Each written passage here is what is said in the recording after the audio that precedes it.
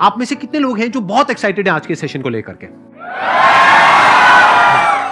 तो अब मैं जैसे ही आपको नाम बताऊंगा उनका, जो हमारे आज के गेस्ट हैं, तो आपका जो एक्साइटमेंट लेवल है वो और बढ़ जाएगा।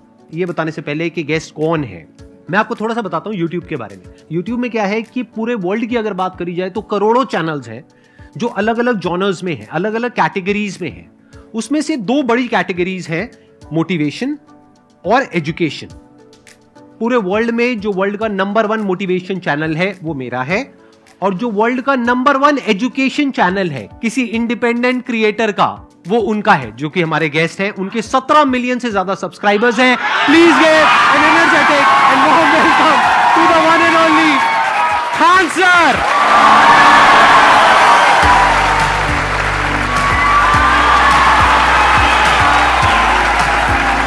क्या हाल जी, कैसे हैं आप?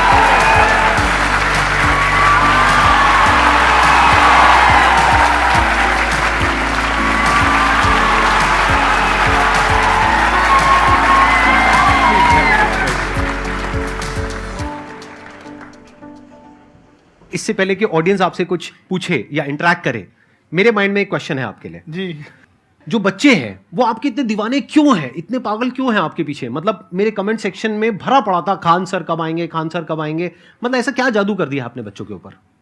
ये सवाल हम आपसे भी पूछते हैं, हमारे पे भी इतना कमेंट आया, इतना मेरे तो ऑफिस में लोग चले आए कि सर कब जा रहे हैं। अच्छा। क्योंकि हम लोग का तो एग्जैक्ट है वही पढ़ाना है। हाँ। तो देखिए, हम लोग का मेन है कि बच्चों को जो जरूरत रहती है कि अगर लड़का पढ़ने आ रहा है ना, उसके मन में कोई डाउट ना रह जाए। हम उसको कहते हैं कि हम तुम्हें पढ़ा रहे हैं, दम है तो भूल के दिखाओ, याद करके नहीं।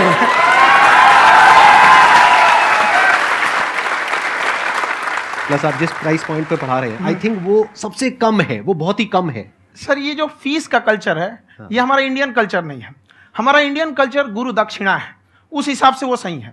ऑक्सीजन जैसे जिंदगी के लिए जरूरी है, वैसे एजुकेशन जरूरी है। कोई ये नहीं कह सकता है कि पैसे की वजह से वो खान सर के यहां से लौट गया। क्या बात है।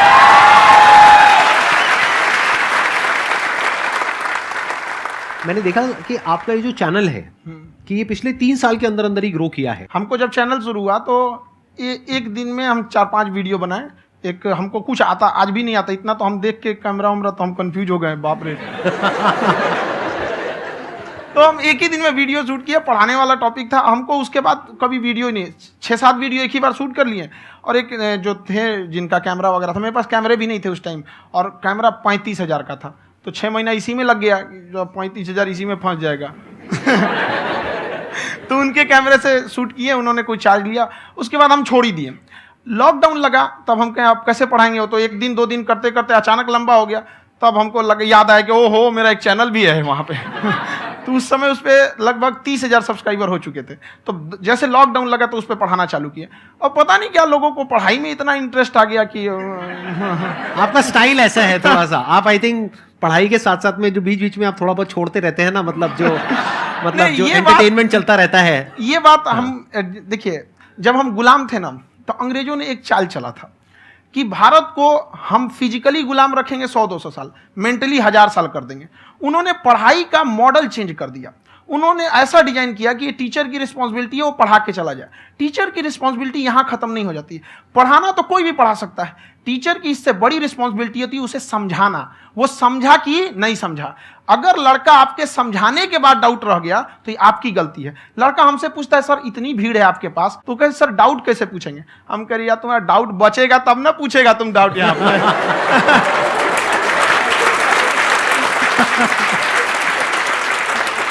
कॉन्फिडेंस नेक्स्ट लेवल है खान सर का, मानना पड़ेगा। और शायद यही वजह है इनकी जो ग्रोथ है उसका। किसी ने शायद सपने में भी नहीं सोचा होगा कि पिछले 2 साल के अंदर अंदर जो आपके चैनल की ग्रोथ हुई है, जैसे आप खुद ही बता रहे हैं कि लॉकडाउन के टाइम पे आपके 30,000 के करीब सब्सक्राइबर्स थे, आज की डेट में 17 मिलियन है। और मेरा एक क्वेश्चन और है, इससे पहले कि ऑडियंस में से आपसे कोई क्वेश्चन पूछे, कि कई बार आप ऐसे भी टॉपिक्स टच करते हैं जो थोड़े से कंट्रोवर्शियल हैं या थोड़े से सेंसिटिव हैं, जिसके ऊपर बात करने की हिम्मत आई थिंक बहुत ही कम लोगों में है।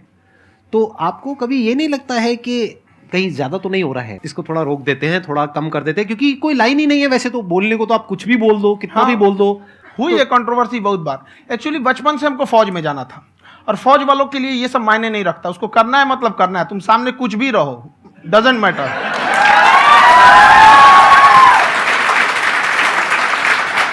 और मैंने YouTube पे देखा कुछ वीडियोस में कि आपका जो इंस्टीट्यूट है वहां पर आज से कुछ साल पहले कुछ बम गिरे थे। हाँ, कुछ गिरे थे, कुछ तो बहुत सॉलिड जगह गिरा था, फटा नहीं वो। मतलब आपके आसपास? हाँ, बम को भी पता है कि टीचर की इज्जत किया जाता है। क्या बात है, क्या बात है।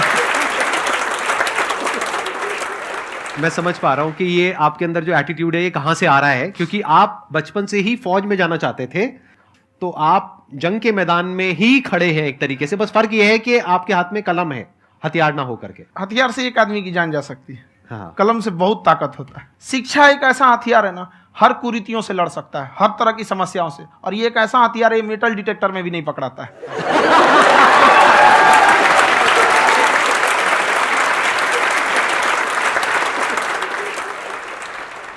मेरा क्वेश्चन ये है कि अभी प्राइवेट ऑर्गेनाइजेशंस में पीटने का, पनिशमेंट का ये सिस्टम जो है खत्म हो गया है। हम आपके वीडियो में देखे हैं सर कि आप एक बड़ा सा रोल रखे रहते हैं, पुलिस वाला लाठी है वो, पुलिस वाला लाठी है, और स्टेज पे बुला के बच्चों को उसी से धुनाई शुरू कर देते हैं मस्त एकदम से, है ना।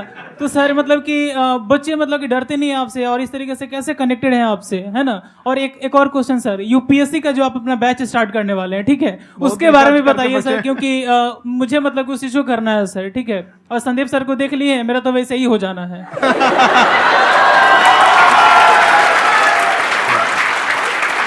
क्या हो जाना है? मेरा पूरा कंप्लीट करो। I'll be an IAS officer next year because I have seen you, sir. My day is like complete, sir. All the best. Thank you so much, sir. Thank you. पूरा बोला करो। Thank you. देखिए, लड़कों को जहां तक पीटने की बात है, जब पढ़ाने की बात आएगी तो उसको हम पूरे बेहतरीन ढंग से पढ़ाएंगे। लेकिन जब सजा देने की बात आएगी ना, तो वो भी बेहतरीन ढंग से होगा। ऐसा थोड़ी होगा कि बस एक ही चीज बेहतरीन ढंग से होगा। और डर का होना बहुत जरूरी है। ये डर भी अपने आप में एक मोटिवेशन है, क्योंकि जब आपके अंदर एक थोड़ा सा डर रहे ना, तो डर के भागिए मत। एक ऐसा डर जिसको आप लगे कि नहीं नहीं थोड़ा सा और करने की जरूरत है, फिर तो ये हम इसको क्रॉस कर जाएंगे यहाँ पर। तो लड़कों के अंदर ये डर बनाना भी जरूरी रहता है। और रही बात यूपीएससी वाले की, जो आपने बोला, बहुत सारे लड़के वेट कर रहे हैं यूपीएससी की, क्योंकि 2-2.5 लाख फीस सारे लोग एफोर्ड नहीं कर सकते। और हमारा वही रहता है, हम तो ज्यादातर हमारे स्टूडेंट देखेंगे तो किसी के रिक्शा वाला, सब्जी वाला, यही लोग, इनको तो 2.5 लाख रुपया, इनके पास पूरी संपत्ति नहीं होती है, फीस कहाँ से भरेंगे वहां पे, उसके बाद रहेंगे कहाँ से। तो ऑल ओवर इंडिया से, कश्मीर से कन्याकुमारी तक, गरीब से गरीब भी लड़का उसको पढ़ सकता है। यही कुछ 1000 रुपये मंथली, 12-14 हजार साल का पड़ेगा, खत्म हो जाएगा इतना में।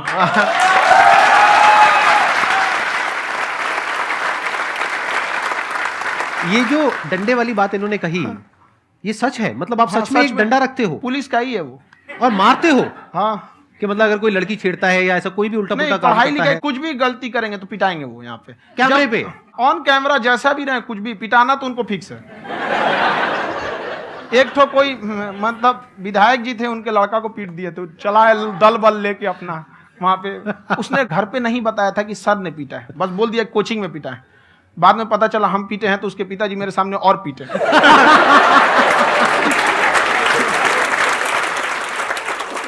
सर आपका सबसे बड़ा डर क्या है, आप दोनों का? फौजी को डरे नहीं लगता है, बाकी अफसर से पूछिए।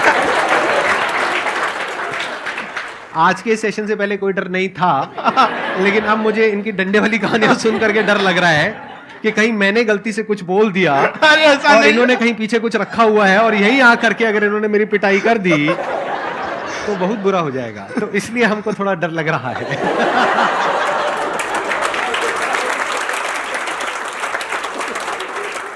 आपकी डेली कितने घंटे क्लासेस होती हैं? 6-7 घंटे। अभी भी खुद ही करते हो आप? हाँ, हमारे स्टाफ परेशान रहते हैं। हम 1:30-2 बजे सोते हैं, सुबह 6 बजे उठ जाते हैं, परेशान रहते हैं। यार इतना क्यों करते हो, है ना? कभी तो उनको भी साथ-साथ लगना पड़ता है ना? उनको साथ-साथ लगना पड़ता है। हम जग गए तो कोई सोया थोड़ी रहेगा, परेशान रहते, दिन में सोते ही नहीं है बेचारा, कहीं कहीं जाके सोते रहता है। हम सीट बांध दिए कि भाई तुम इस समय सो जाना, तुम इधर सो जाना। आपकी शादी हो गई या नहीं हुई अभी? मेरी खुशहाली देख के आप आइडिया लगा सकते हैं।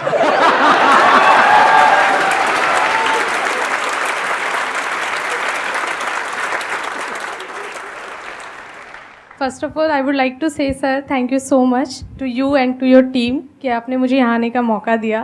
एंड सर अब तक मैंने आपको सिर्फ फ़ोन या लैपटॉप में ही देखा है दोनों को, आज फर्स्ट टाइम लाइव देख रही हूँ तो बहुत अच्छा लग रहा है। तो मेरा क्वेश्चन ये है सर आपसे, जब हम लाइफ में कोई डिसीज़न लेते हैं कि हमें ये पर्टिकुलर चीज़ करनी है और क्योंकि हम डिसीजन लेते हैं तो हमारी आदत है कि पहले हम 4 लोगों से पूछते हैं कि तू बता तेरी क्या राय है, तू बता तेरी क्या राय है। तो उनमें से अगर कोई हमें कह देता है कि ये बेकार डिसीजन है मत कर, तो हमारा माइंड कहीं ना कहीं डाइवर्ट होने लगता है और उसकी वजह से हम अपना डिसीजन चेंज कर देते हैं। तो मेरा क्वेश्चन ये है कि कैसे हम अपने डिसीजन पे स्टिक रहे, कैसे हम जो दूसरे के ओपिनियन है उनको अफेक्ट ना होने दें अपने ऊपर।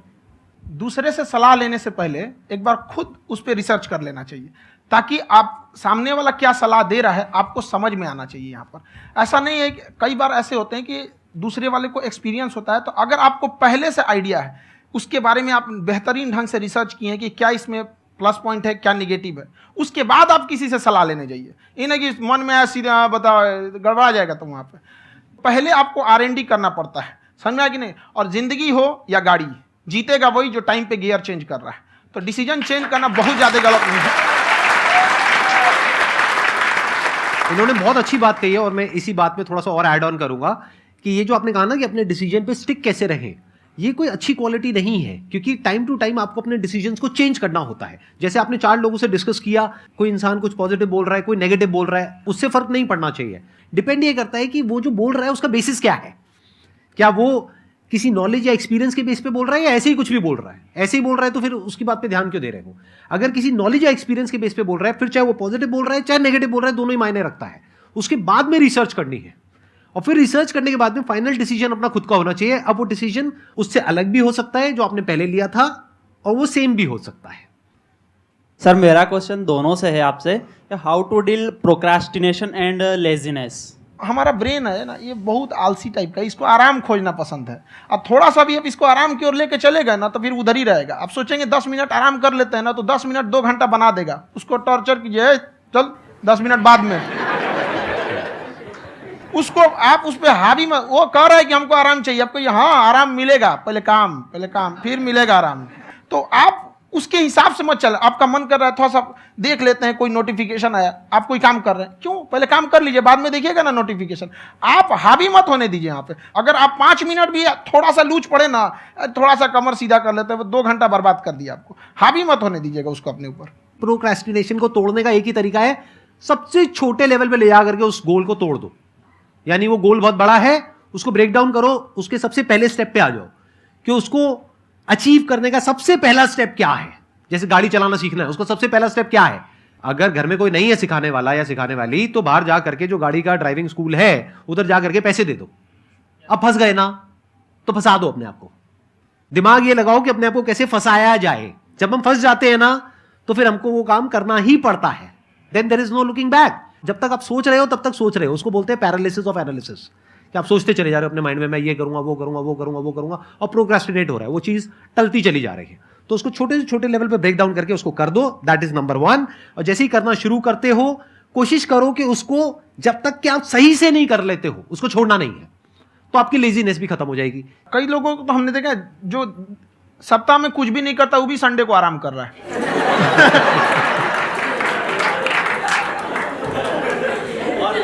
वैसे कहा भी जाता है कि अगर कोई काम आपको करवाना है ना तो ऐसे किसी इंसान को दो जो बिजी है। हाँ। ऐसे आदमी को मत दो जो खाली है। ये परफेक्ट एग्जाम। किसी को भी आप देखिएगा जिसको आप कहते हैं कि मतलब थोड़ा ठीक ठाक आप समझते हैं कि नहीं ये बहुत आगे निकल, वो एक काम को खत्म करने के बाद कभी आराम नहीं करेगा। एक काम खत्म हुआ उसको लगेगा हाँ एक खत्म हो गया, अब दूसरा करना चाहिए। और वही जिसको देखिएगा एक खत्म हो गया और आराम करना चाहिए, कभी नहीं, लाइफ में आखिरी सांस तक।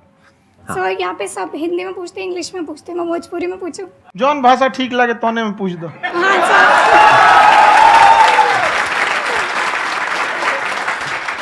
सर ये पूछे के चाहते नहीं कि जैसे हमने के पढ़ाई करे निशान, तो कभी कभी डेली टारगेट्स जो होला वो कंप्लीट ना होला।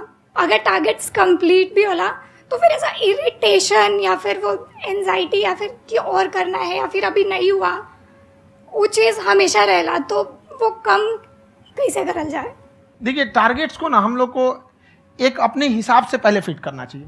ऐसा नहीं कि दूसरे किसी इंसान को देख के हम टारगेट फिट कर ले। कोई लड़का 8 घंटा पढ़ रहा है, कोई पहली बार अभी पढ़ना ही चालू किया, उसको देख के 8 घंटा पढ़ेगा तो पढ़ाइए छोड़ देगा। तो आप अपनी क्षमता के हिसाब से देखिए कि आप कितना पढ़ सकते हैं। अगर आपने एक घंटे को बना लिया कि हम 1 घंटा पढ़ सकते हैं, अगले 1 हफ्ते तक उसको सस्टेन रखिए। जिम में कैसे करते हैं लोग, पहले दिन उठा लीजिएगा 1 कुंटल तो हार्ट अटैक हो जाएगा। तो वो धीरे धीरे टारगेट सेट कीजिए और अपनी क्षमता को भी देखिए। हर इंसान की क्षमता अलग है। कंगारू को देख के हाथी छलांग मारेगा, पैर तोड़ के बैठ जाएगा।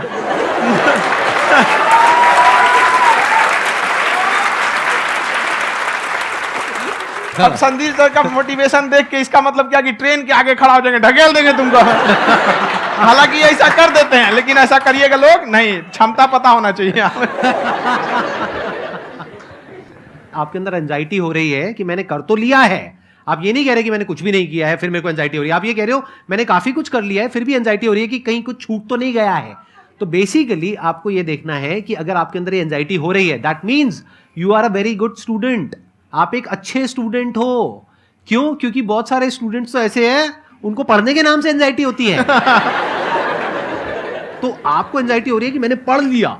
दिन में मानो 8 घंटे का आपने टारगेट सेट किया और 6 घंटे पढ़ लिया, या मान लो 8 घंटे भी पढ़ लिया, फिर भी एंजाइटी हो रही है कि मैंने 10 घंटे नहीं पढ़ा।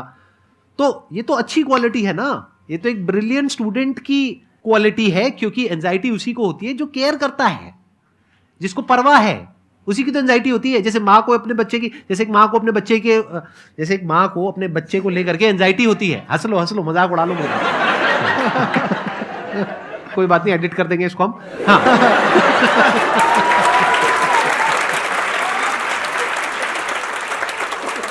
जैसे एक माँ है, उसको अपने बच्चे को लेकर के एंजाइटी होती है, थोड़ी सी भी तबीयत खराब हो जाए उसको एंजाइटी होती है, चाहे बच्चा ठीक भी है, डॉक्टर को नहीं होती है। क्यों? क्योंकि माँ को उस बच्चे से प्यार है। तो दैट मीन्स कि आप अपनी पढ़ाई को लेकर के सीरियस हो, इस वजह से आपके अंदर एंजाइटी हो रही है, विच इज नॉर्मल। जहां पर प्यार मोहब्बत होती है वहां पर थोड़ी बहुत एंजाइटी तो होती ही है ना। समझ रहे हो ना मैं क्या कहना चाह रहा हूं? आप लोग समझ रहे हो ना मैं कहां जा रहा हूं? जब वो किसी और से बात करती है तो एंजाइटी होती है ना।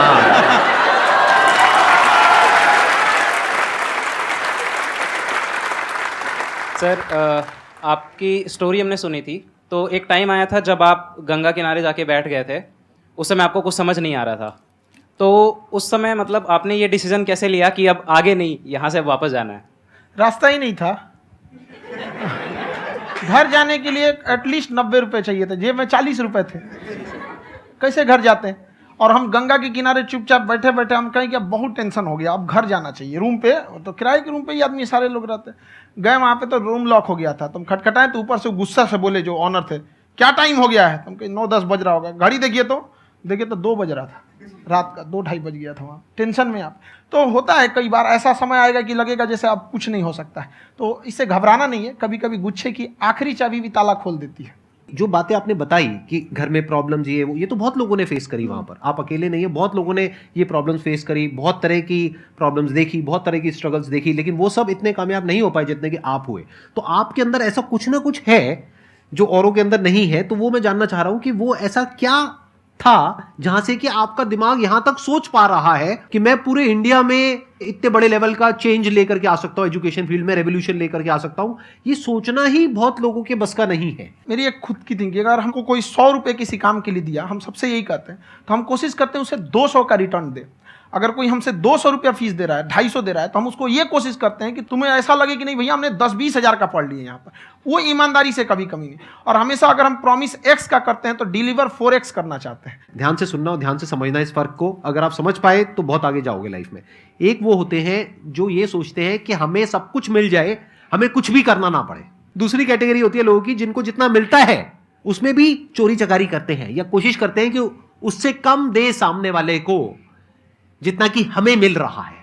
तीसरी कैटेगरी होती है लोगों की, जो इनके जैसे लोग होते हैं, वो क्या करते हैं, वो ये सोचते हैं कि अगर मैंने किसी से 1 रुपए भी लिया, देखा जाए तो 200-250 रुपए कुछ भी नहीं होता है, 200-250 रुपए अगर मैंने लिया तो कैसे उसको 400 रुपए की वैल्यू दूं। ये जो थिंकिंग है ना, यही एक फर्क होता है एक ऐसे इंसान में जो बहुत आगे निकल जाता है और उस इंसान में जो मीडियोकर रह जाता है।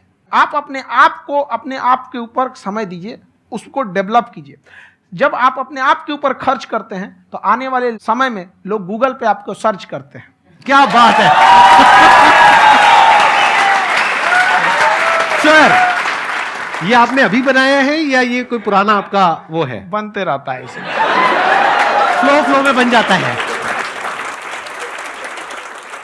आपके अंदर ना सर एक कवि छुपा हुआ है कहीं ना कहीं जो बाहर आना चाहता है। कभी ना कभी आपने सोचा होगा कुछ? कभी कभी देखिए, एक चीज है, संगत का बहुत अच्छा असर पड़ता है। ये चीज को हमेशा, संगति का मतलब लोग हल्के में ले लेते हैं। संगति का मतलब होता है संग संग गति। तो अच्छे लोग के साथ रहेंगे तो संग संग अच्छी गति होती जाएगी, खराब में रहेंगे तो ये भी होता है।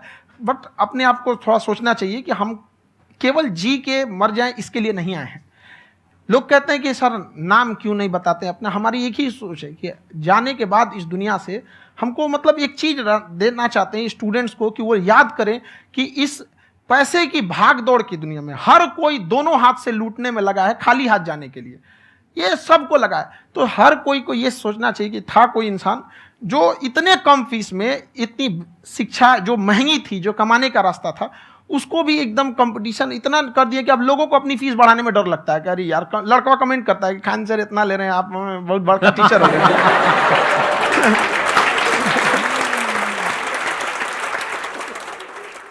खान सर की एक क्लिप है, ये समय और समझदारी में बहुत फर्क होता है। अगर समय रहते समझदारी आ गई तो इंसान कामयाब हो गया, लेकिन अगर समय चला गया फिर समझदारी आई फिर तो बेकार है। तो सर मतलब कुछ आपको ऐसी चीज़ लाना चाहिए जो मतलब बच्चों जो तैयार हो रहे हैं उनको ये चीज़ें मतलब एंड टाइम पे दिखे। समझ रहे हैं आप मेरी बात? नहीं समझ?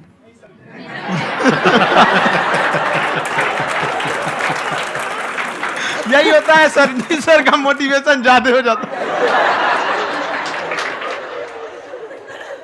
जब आप स्ट्रगलिंग फेज में हैं तो कम से कम चीजों को अपने ऊपर खर्च कीजिए, ज्यादा से ज्यादा सीखने में खर्च कीजिए। अगर आपको राजा बनने का शौक है तो गुलाम की तरह मेहनत करना सीखिए, तब राजा बनेंगे।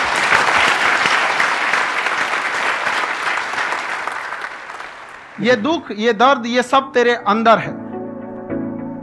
तू अपने बनाए इस पिजड़े से बाहर निकल के देख, तू अपने आप में एक सिकंदर है।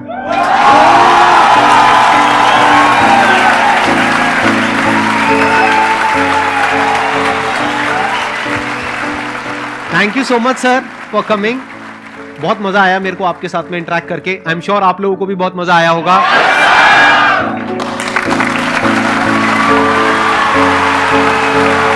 Thank you so much.